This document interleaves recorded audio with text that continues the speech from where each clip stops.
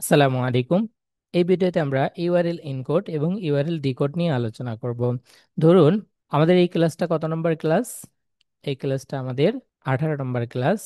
আর এইখানে আমরা URL encode এবং ইউআরএল ডিকোড নিয়ে আলোচনা করব।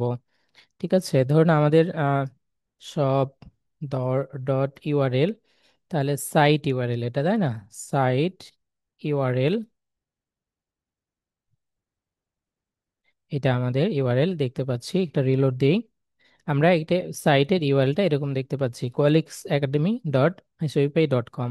এখন কিছু কিছু জায়গায় আমাদের কি হবে, যে যে এইচটিটিপি, তারপরে হাইপেন, এইগুলো আমাদের ইনকোড করে নিতে হবে। হ্যাঁ, ইনকোড করে নিতে হবে, না কোড আকারে নিতে হবে। সেটার জন্য আমাদের কি করতে হবে?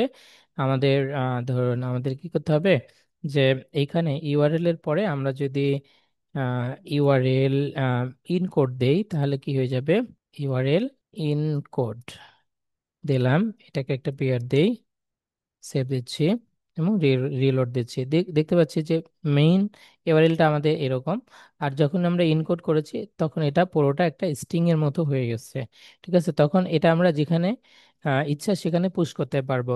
সেম ভাবে যখন আমরা এই ইউআরএলটাকে নিব, এই ইউআরএলটাকে নিচ্ছি, ধরুন আমাদের এই ইউআরএলটা আছে, পাচ্ছি কোথাও, এখন এটাকে তো আর আমরা ইউজ করতে পারবো না।